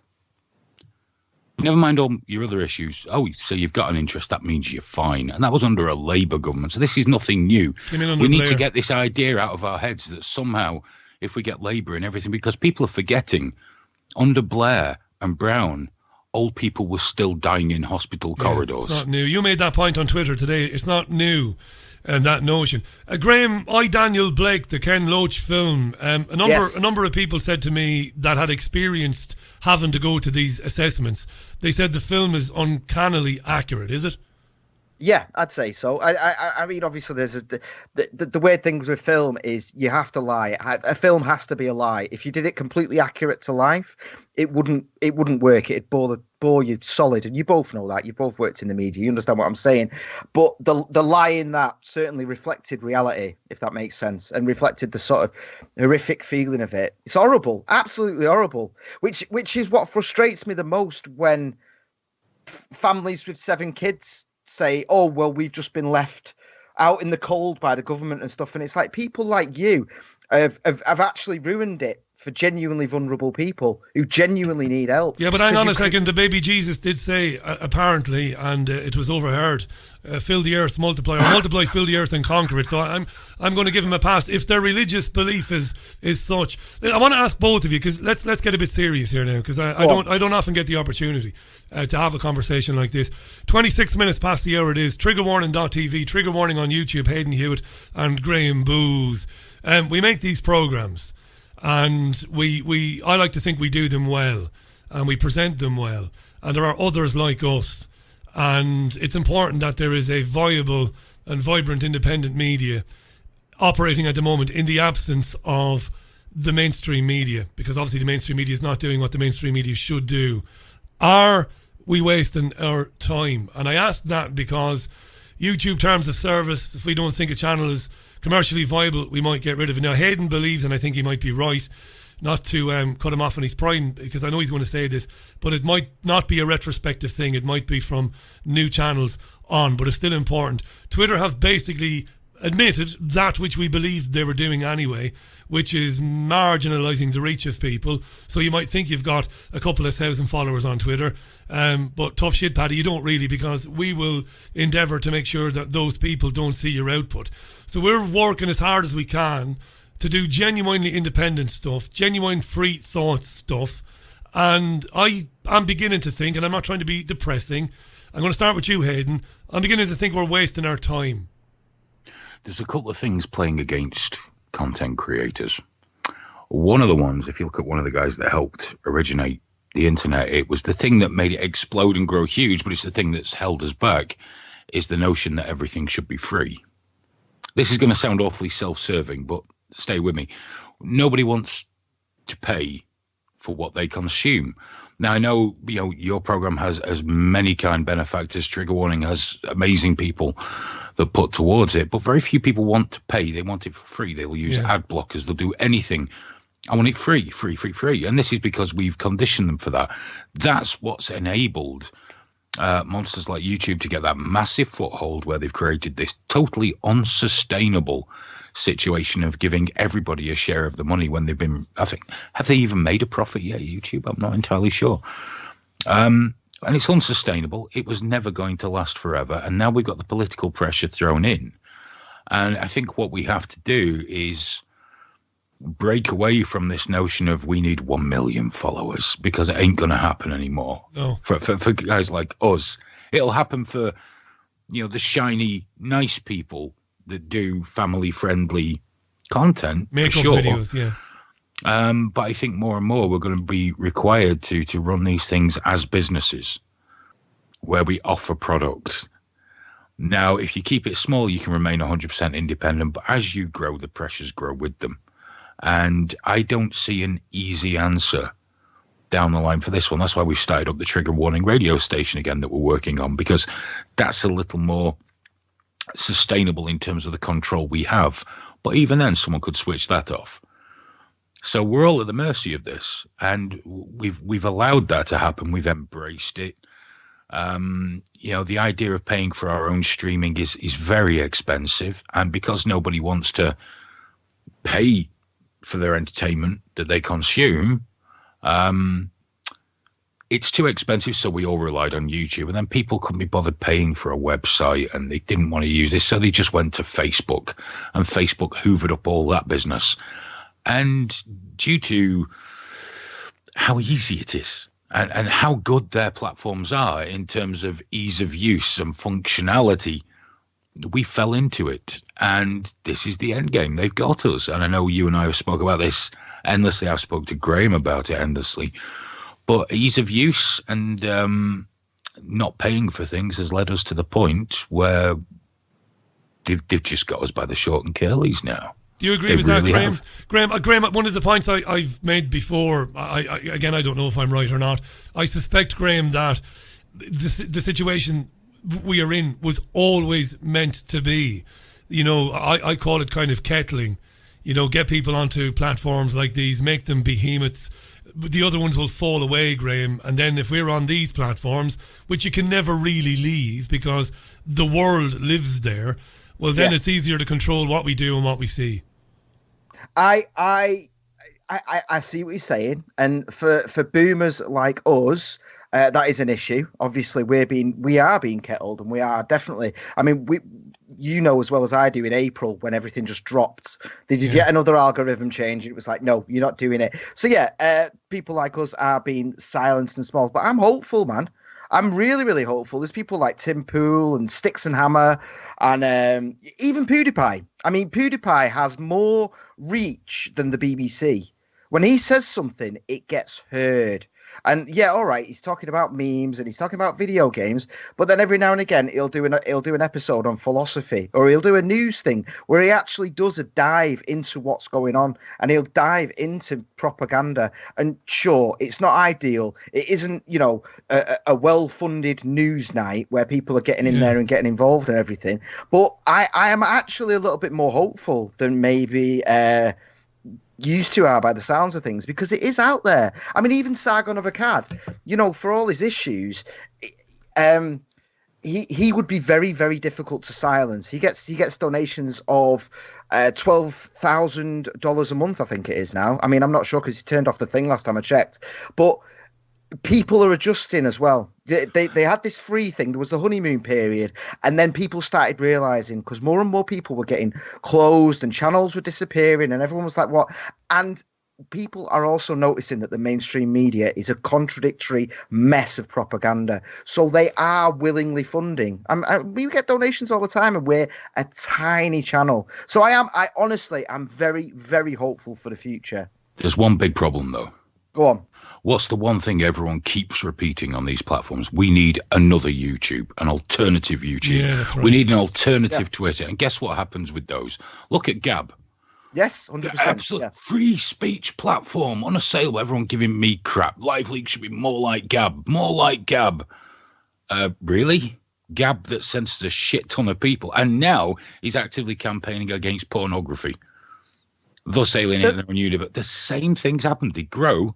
Either someone at the top, which is not something that can happen at Live League, to be fair, it doesn't work like that, but someone at the top gets a massive ego problem and decides it's their own personal platform, not pointing fingers at tall Tyrion Lannister at Twitter there. Yeah.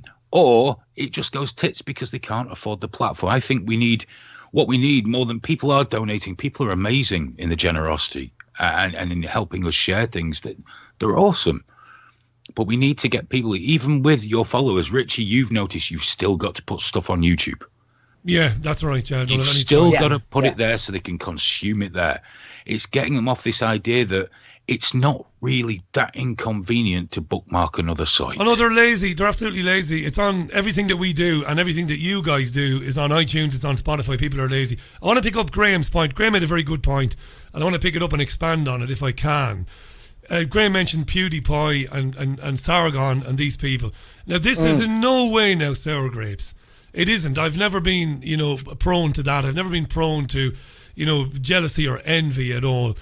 These guys are not exactly hosting discussions about whether the BBC helped to stage a chemical attack in Syria. Or they're not talking about what happened after September the 11th.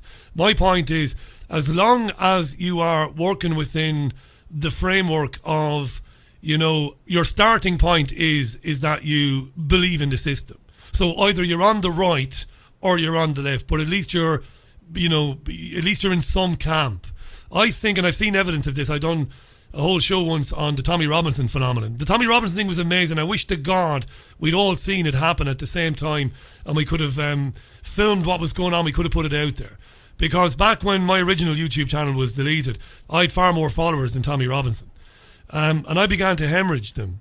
First of all, before it got deleted, the number came down, but his went up really quickly. And I made the point that the big providers like Google and YouTube, they're promoting voices, extreme voices, either left or right, so long as they're coming from that starting point of they're supporting Bernie, or they're supporting Trump, or they're supporting whomever.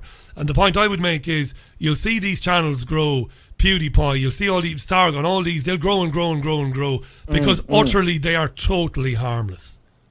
That's the thing. Because they picked a side. We all know that. I mean, we spoke, Graeme and myself. Well, you summed it up there in 2 seconds. It took me 25 minutes to say what you said in 2 seconds. It's because they've picked the side. They're in the system. But when Graeme and I, we spoke about this quite often, and I've spoke to you about it as well, on the phone and things. If I decided one day, or if I'd done it 12 months ago, right, I'm going over to the right. I'm going over to the right. Yeah. Trigger warning would have far better figures. Or if I said I'm going full conspiracy, I won't question anything, I'll just put this stuff out there as that, we'd be doing perhaps not quite as well, but we'd be doing really well. Yeah, I totally agree with that. Because we do what normal people actually do. This whole picking a team shite is making us all morons. Binary choice. David, and that's not me saying I'm any smarter than anybody out there. But if you only listen to one side, everything's absolute. I've had that to do on Twitter today. If you don't say everything's absolutely as you say, then all of a sudden you're the bastard from the other side. Yeah, there was a guy from Kick It Out. There was a guy from Kick It Out, the racism group, the anti-racism group. Morons. I don't like any of these racism charities. The reason I don't like them is because, they're obviously going to find racism, aren't they? Let's be honest about it. They're hardly going to come out. They're hardly going to come out in 2 months' time and go, "Hey, listen, no racism at the moment," or "It's not serious. Don't worry about it." But the guy was nearly there, Graeme. He was talking about the incident at City's ground on Saturday.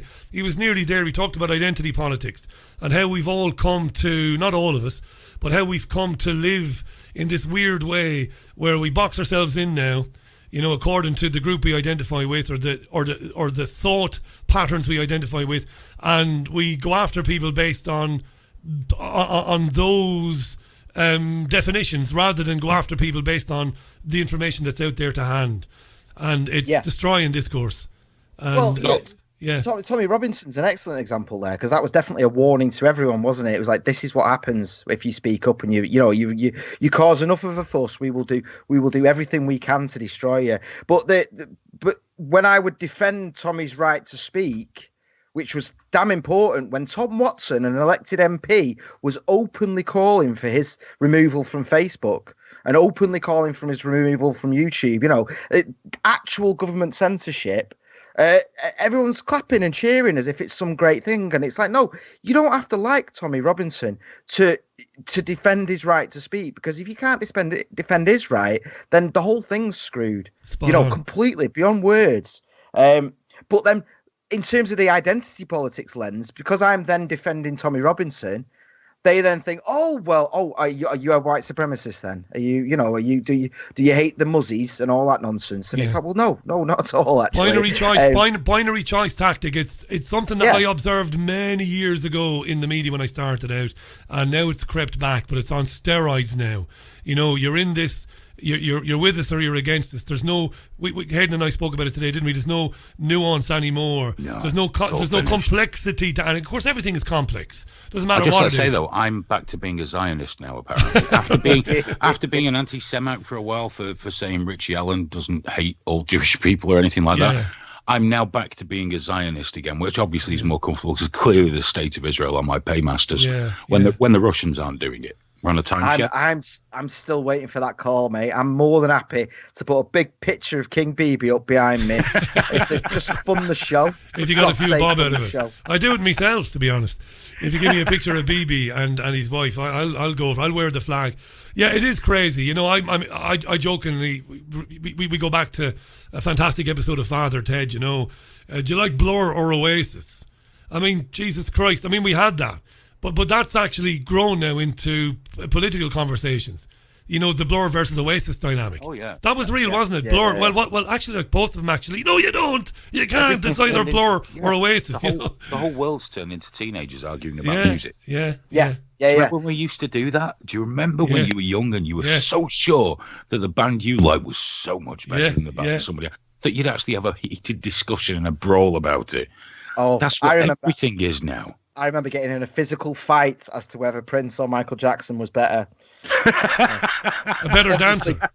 Obviously Prince, but I remember MC Hammer wanted a dance-off against Michael Jackson, didn't he? And he was laughed out of town and never materialised. These are serious topics. On this, Graeme Booth, Hayden Hewitt are our guests. Go to triggerwarning.tv. Isn't it amazing? You made a very good point there, Graeme, about government and censorship. Imagine we have a digital media and culture department in our government headed up by Damien Collins. And that bastard wants to become the arbiter of what is and isn't true. Imagine a politician taking for himself the power to determine what you should and shouldn't hear. I mean, that's beyond totalitarianism. That's mental, right? Yeah, but the thing is, people are queuing up for it. They want it. I see people every day going like, Facebook needs to remove these fake posts. And it's like... And their thought is, the lies must be removed, but they don't conceptualize the other side to that coin, which is you're asking Facebook to decide what is truth, and that's a phenomenally terrifying concept. But they're clapping for it. Is it because they banned Tommy Robinson, so they must know what they're doing? But it always comes to bite them. It always comes to bite them straight every time. Because for example, Facebook's an amazing one when they brought in these really censorious rules on protected things like gender and all the rest of it. And it suddenly people writing all men, I hate all men, and things I can't repeat because I've already swore once, and I'm trying to be very careful. It's okay, it's a swear zone. This all men are bastards, all men are scum, and all that other nonsense. And they're getting banned from Facebook and going, wait, no, I didn't mean me. And it's like, no one ever means them, do they? When they're calling for censorship, but you can't trust the government or an entity as powerful. I mean, Facebook is essentially a government now. It is. The size and power and influence of it. It's got more income than many small countries. Yeah, Canada demanded he come to a hearing, and he just didn't even turn up. He just said no to Canada. If I got called back, I'd be changing my pants. Yeah, but Canada couldn't beat fucking Hartlepool, let's be honest. I mean, if it was America, I might go, or if it was China, but Canada, give me a break. Justin Trudeau. Wouldn't go to China, mate. Wouldn't go to China. No. Hey, listen, I want to ask you a question, both of you as well. Really important, this week, I saw an absolutely fascinating interview on Sky News with two women. One, the editor of Grazia magazine, and the other, a woman who is campaigning to change the law so that men who murder women can't use the rough sex defence. Now, what's interesting about this is I interviewed a woman from Boston University, or Harvard, maybe Harvard, many years ago. Yes, it would be Harvard, called Gail Dines, a really good lady, really smart lady. And she was talking about the advent of really aggressive pornography, which we see a lot of. And it's led to I mean, we can laugh at this if we want. I don't mind, but I because Hayden's got his son Junior, and he's I can't believe as long as I've known you now how old he's getting. He's older than your daughter, Graeme. This is a fascinating thing that when we grew up, when we were young lads, we saw porn. My granddad had a video business. Dodgy video business. He used to drive around housing estates with videos in the back of his car. It was all copies. Mine too. Yeah, did he? Brilliant. All copies of the latest blockbusters. And he would rent them out for cheaper than you paid Blockbuster. Proper gangster, my granddad. Now, of course, under the front seat, he had a few blues. And he would pass them out whenever somebody would ask him for a blue. And we saw these films with the dodgy music. And the sex was all very consensual and all very erotic. We thought it was anyway. Porn is horrendous now. It is. Can I just interject? Jump right in, because I know you're going to have a problem with this. Go on. Porn is easier to get. Porn is actually more horrendous than it's ever been. I saw years ago an old two-reeler from the advent of cinema. Yeah. The advent of cinema. And it was a priest having a go at a nun, and then the gardener turned up and he had a diddle at the priest, and they were all bang at it. Sounds brilliant. Everything. And I mean, this goes back. Look at history. The Romans, they loved no, I won't go into it. It's too early. But this is nothing new. We're acting like this is new. The availability is new. Now, the problem that we've got is because it's so new, we don't know how to deal with this. So people fall back straight away on, like many things, mistaking correlation and causation and demanding something. Let's ban all porn. And now it's all porn is sex trafficking. Well, clearly it's not. No, I agree with that. But it isn't. They're not saying to ban all porn.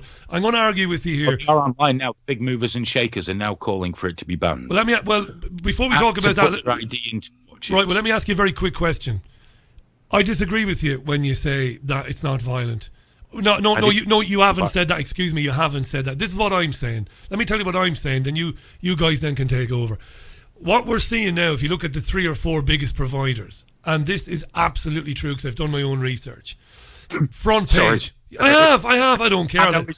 I've researched. I know I've researched it. Yeah, and then I made my excuses and I left. Exactly. So I've done my research. You look at the big providers, the 4 or 5 biggest websites, the front page videos, violent, aggressive, 3-on-1, 4-on-1, the types of things they were talking about yesterday, the gagging and the spitting, and it is having an impact on how young lads are seeing sex. I totally believe that is happening. I'm no Mary Whitehouse. Graham's a bit too young. Are you Mary Whitehouse, Graham? Oh, I know you know she is. Yeah. So it is happening, Hayden, and it is. I'm just going to bring up the front page now of one of the biggest ones. Go on. Let's see. I'm going to do the same. Okay. No, do you know what? Now, I don't visit this. God's honest truth, I don't visit this site. I've gone to the most popular one, and my choices aren't very sexy. Mind your language now, by the way. I'm trying really hard. There's a horny MILF and having some fun on her own. This old stepdaddy abuses young trans girl. Part 2. Part 2. Part 2. I'm not watching these things. No, I know you're not watching them. The rest are quite vanilla. Rough sex at home, amateur. We couldn't wait. You've got a woman with her hands tied behind her back and a guy with enormous appendage about to destroy her. That's one of the ones I'm on. I've got a funny feeling we're all served different things. Which really makes me think I need to check my Google history. Yeah, I'm seeing a lot of family theme stuff here, man. Sisters, dads, and all that. It's quite worrying in terms of what the internet thinks of me. I mean, I don't know. I agree with you. It is having an effect. But how much of an effect, I don't know. I'm quite a kinky person, and I was doing life-threatening sexual acts that could have gone wrong way before I'd even knew what the internet was. So it's not necessarily like it's encouraging people to do it, but there must be some sort of disconnect there, with the whole incel community and all that other nonsense.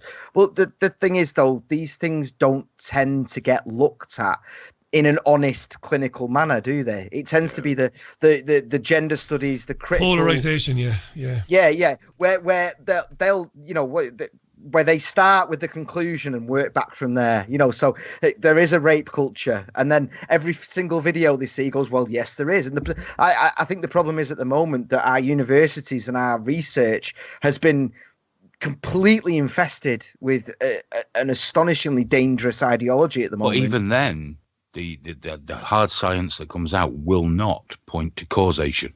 They will not do it because they can't find it yet. Yeah, it's so hard to I say. know one of the big things everyone's saying is, right, we need to age verify porn, as if that's going to change a kid. That's not going anywhere at the moment, is it? That's been shelved. No, but they're talking about, they want it in the States as well, which I think constitutionally might not be allowed. But I have to say, and I know Graham's with me here, the minute they bring that in here, I cannot wait to queue up at the post office for my porn to get your porn pass, yeah.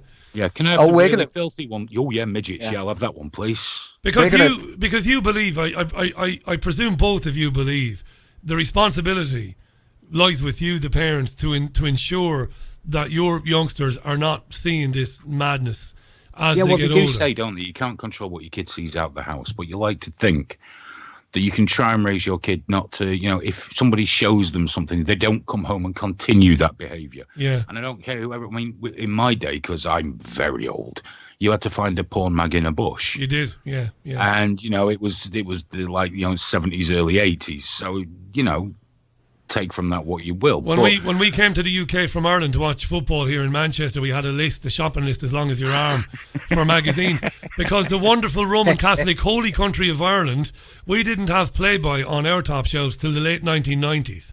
That's how sheltered we were. So we had to come over here for legs. There was a great leg magazine that some of the lads loved, and we had Fiesta and all that, and you'd bring them back. But that's yeah. Hey, listen, in the time we have left, sorry, Hayden, to cut across you, but I want to turn the last 7 or 8 minutes over to both of you, because I've been asked to put a lot of questions to you, lots of questions by various different listeners, and they're all very good questions. And one of them they want to get your take on is, I know it's close to both your hearts, is a social crediting system going to emerge in the next 5 or 10 years in the UK because of what we're seeing, trial by social media, trial by Twitter, because we're all connected, we're all online so much of the time? Are we going to see punishment, punitive measures taken against people for stepping outside society? Is the social crediting system like we've seen in China going to emerge here? How about you kick us off there, Graeme? What do you think? I do not think we're going to get a direct number.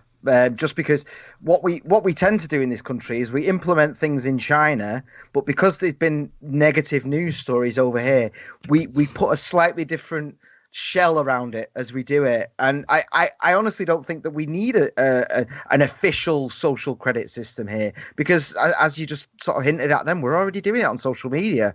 That lad the other day who raised $1 million for charity, the first thing they did to him was go back through his entire social media account to just destroy him, and it's just, we're already in a situation where you're creating fear around anyone stepping out of line in any manner whatsoever, and my sort of favorite gif at the moment is Picard saying there are 4 lights.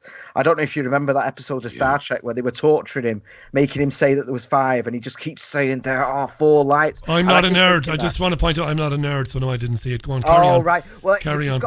I'm not a geek. Carry on. It doesn't matter how many times they tell you there's 5 lights, there's 4. You've just got to keep saying it. It doesn't matter how much it hurts. You've got to stand against it. And I think with all of these things, with social credit, with free speech, what you were just saying, Hayden, about platforms get big and implode, that'll happen again and again and again and again. It'll happen throughout an entire lifetime, because these fights never ever stop. We never turn the page and just go, right, well, that's sorted then. It will always, there will be a new YouTube, and then whatever replaces that will collapse within itself with some problem that we can't even begin to imagine yet. But we've got to be hopeful, and we've got to keep going. I believe almost we won't have a system like China, because as Graeme rightly points out, our governments are not fools. They'll have seen the reaction to that. However, we've already got private companies that will offer their services to concert venues, for example, and vet people that have tickets. Yeah. There's a company that are very open about this, and they will look through your social media and go, ooh, he sounds a bit difficult. Let's not let him in. So because you've been dicking around and trolling people on Twitter, heaven forbid, you can be refused access to a concert. That kind of insidious privately run social credit system? Absolutely. We're going to get that. Will they extend that further? Possibly. Banks are freezing more and more accounts for lesser and lesser things and not telling people why. Yeah. It's all controlled. Was it Monzo? Is it Monzo or Monzo? They were telling people who'd had accounts frozen for nothing things. I mean, for no good reason, just a suspicion of wrongdoing because one payment didn't look like all the other payments. When people rang up to complain and said, look, my wages are in, I've got to pay the rent. Well, I can give you directions to your nearest food bank. Jesus. Yeah, you know what, man? We're owned. We're owned. If Extinction Rebellion and all them lot had even a hint of integrity about them, they would be batting down the doors of Google and Facebook and all that right now. They would be screaming. They'd be gluing the boobs to every Microsoft door and every Twitter and all that straight away. I mean, you know, that Saudi attack in America in Pensacola. Twitter is banning journalists from talking about that, and nobody seems to care. Like, we don't need a government-run social credit system. We're happily giving ourselves up to a privately run one. So can I ask and both if you of think you... governments are scary, they haven't got anything on those corporations. No, they haven't. And I remember you saying this to me some time ago about corporations running it. So final question then today on that. Vastly experienced users of social media, both of you are. You know your way around it. Would you say to your youngsters, would you be telling them when they get old enough to have their accounts, would you be specifically sitting them down and saying, right, I know Hayden Jr., and I know you're forget your daughter's name, Graeme. Zelda. Beautiful name, Zelda, right? So you got Zelda and you got Hayden Jr. Will you be saying, right, I know you'll have opinions. I know you'll want to vent your spleen. I know there'll be things you'll want to say, but think long and hard about it, and maybe sometimes have an old purge of your accounts. Will you be giving him that little bit of knowledge? Kind of. I'll be saying, okay, son, it's time. Here's what we've got to do. You have your Hayden Jr. account. You keep this one pristine, because every step of your life, people will look at this. Now Daddy's going to show you how a VPN and SOC accounts work. You use these to burn the place to the ground. There we go. Don't do what your dad did. Don't use your name. Yeah. Because people get awful pissy with you. Keep the one with your name pristine. You be nice, you be lovely, and then just keep one in your back pocket to do the business with, okay? What about you, Graeme? I have a slightly different perspective in that I'm almost going to half beg my daughter to not go on the likes of Instagram or whatever the equivalent is at the time, because Instagram itself has been specifically linked to a dramatic rise in self-harm with young girls. It's incredibly dangerous. So I have a feeling with it where, and I'm not sure how to have this conversation with her yet. I've thought about it a lot, and I know it's going to come up, and I don't even know what will exist then, you know, in 10 years or whatever. But just sort of ask really nicely, like, this might not make any sense to you right now, but please, if you can, just do not make an account. Don't make an account with your name on it that exposes you. And I do see a lot of girls, because, you know, I do go on Instagram now and again, and I see a lot of girls now hide their face. It's very, very common. They wear masks. It's very, very common. Very creepy. Go on. There is. I have high hopes for Gen Z. Like we're not in those circles, right? But they're making Hitler jokes and racial jokes and all sorts of wonderful, dirty stuff that's offensive and makes you laugh. But they're all hiding their faces as they do it because they know. So they're brighter. They're brighter than we think. By the way, these problems, you know, like TikTok. Yeah. Now my son asked if he could have a TikTok account, and I laughed heartily. But I was reading about TikTok. Have you seen their moderator guidelines? Do not promote anyone that's disfigured, too fat, has a speech impediment. My God. It's like online eugenics. Eugenics. It's Chinese company though, isn't it? Only the beautiful people, please. Hey guys, we've run out of time. No. We have. Thanks for to do this again. We will, of course, do it again. Thanks for doing it today, by the way. I want to just remind our listeners, do go to triggerwarning.tv, but go to YouTube, The Trigger Warning Show. I'm guessing you'll be, well, I know you're on Tuesdays and Thursdays. You're on tonight and you're on Thursday night.